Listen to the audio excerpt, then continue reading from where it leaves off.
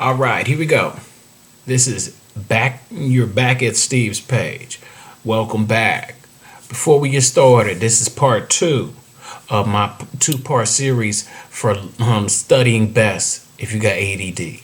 All right, here's part two. Part one was about studying your, designing your best study environment for people with ADD or ADHD, whatever you got. The second part of the series will be about describing what type of student are you. Are you a audible, visual, literary, hands-on? What type of student, learner, comprehender are you? Whatever you are. Before we get started, I want you to hit the thumbs up, push the subscribe button, and leave a comment. It helps the page and it helps me too. And I enjoy you. And first of all, I want to say thank you for your time. I appreciate it. We're going to get right started. All right, here we go. Topic for today is, what kind of student are you? What kind of learner? What's your learning style? We got several different styles. But first, we need everybody needs to identify what they are trying to learn, what specific knowledge or goal you're trying to accomplish, and what method, what preferred route do you think you might be able to utilize. Second, you need to practice learning different ways, trying out everything. Experiment, take your time. There's no judgment being passed on trying each method. There's audible, there's literary, there's visual, there's verbal, and there's hands-on. So the best thing to do is give yourself a chance to try all of them. See what one works for you best. It's different for different people. Next, you need to find which ways works best. It could be any number of things. It could be visual and audible. It could be verbal and hands-on. Whatever it is, it works for different people. Different results come across for different people, just like different environments. Different careers work for different people. But also, once you found that there are different types, you need to find which ways work best for you. Which learning styles give you the most usefulness and the most benefit. And then also, hate to say it, but in everything you do, you got to communicate what your goal is. What do you want to accomplish? What are you trying to learn? What are you trying to become? What do you want to achieve? And what lasting effect do you want to have on society by doing what you're doing? What do you want to learn?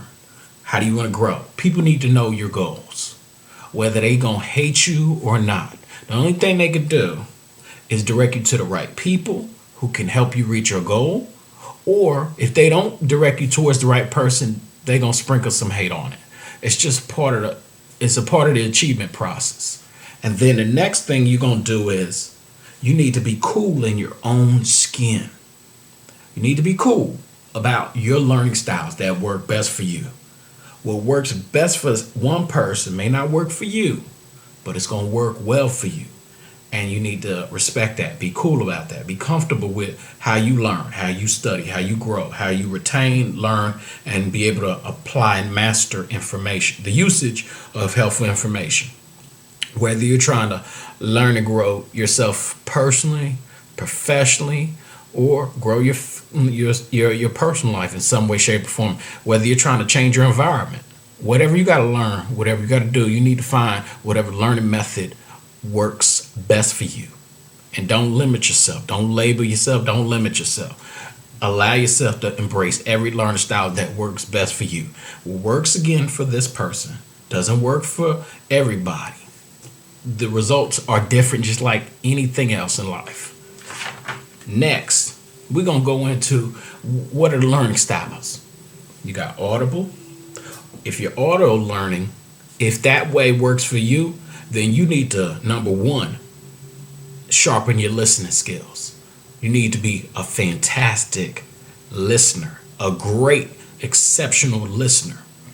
And you need to get better at using your imagination.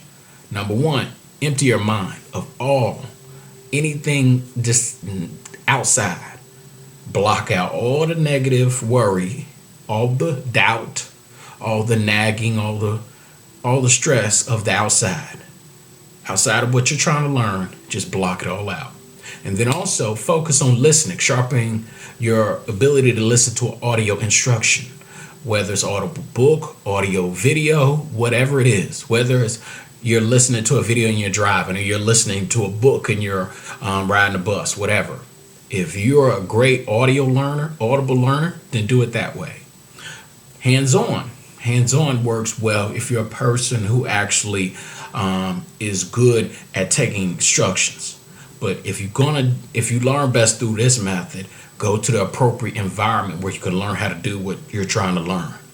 Whether you're trying to be a doctor, an accountant, a lawyer, whatever, a copywriter, whatever. Go to the place where you're teachable and people know what you're trying to achieve. And then also allow people to be able to guide you mentally and skill-wise through your usage of hands.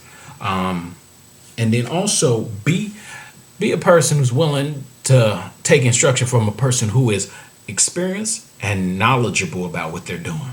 Because you don't want just random anybody telling you what to do.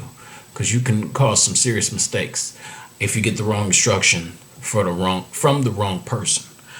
If you're a verbal learner, what you want to do is attend a session, a seminar, a lecture, whatever, where you can take notes, listen close, and then you can also ask questions and also take good study notes so that you can test yourself verbally in your own private study environment where it works best for you.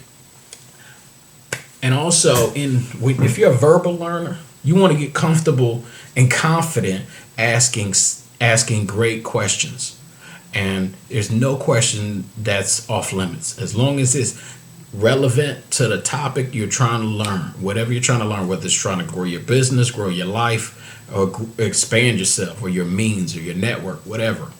And then also, if you're a visual learner, it helps if you attend a session, a seminar, but what you want to do is create flashcards so you can visually get images in your mind so you can retain them back in your brain. You get them in your subconscious mind so you can be able to really retain information. Different results work for different people, but these are the outline of what works. And then you have literary learning. You write stuff out. If you're a person who can read and you feel comfortable reading, you don't like really having a lot of social interaction with others, but you like only interacting with others socially when you have a good question. And then also literary, you just write all your answers out. You write your questions and you rehearse it how it should be done in your mind. And then that prepares you to be practicing it hands-on and learning it hands-on. So there's different styles. Now, next, I just want to remind you, don't label yourself. Don't limit yourself to just one thing. Because you can be phenomenal in one area, but then you got to learn how to do stuff hands-on. Or you got to learn how to be audible. Or you got to learn how to be verbal. And then, because when you learn how to be verbal, then you got to learn how to teach it to others. And also, if you have to teach it to others, you might definitely have to master being a visual learner and then a verbal educator about what needs to be taught. So, and also be free from the labels of trying just one, thinking that only one learning style works for you. And then what you need to do is you actually need to, lastly, is remain true to your intention for learning what you're learning. Don't learn what you're learning to impress anybody. Learn what you're learning and master it. So you're true to your intentions, true to your purpose, and to your value system. And then also be true to the person you're trying to become, whether you're trying to become much better at your business, much better at your personal life, social skills, whatever you're trying to learn, remain true to that.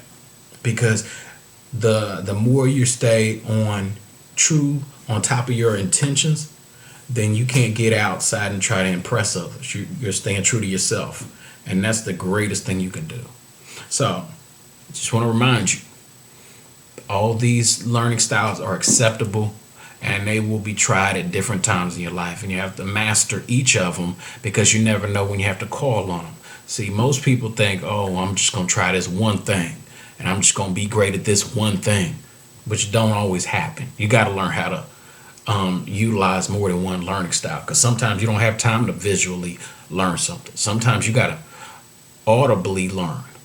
Other times you have to visually learn when you got the time and you have to sit still in one place. So it changes up, and you got to give all the learning styles a chance.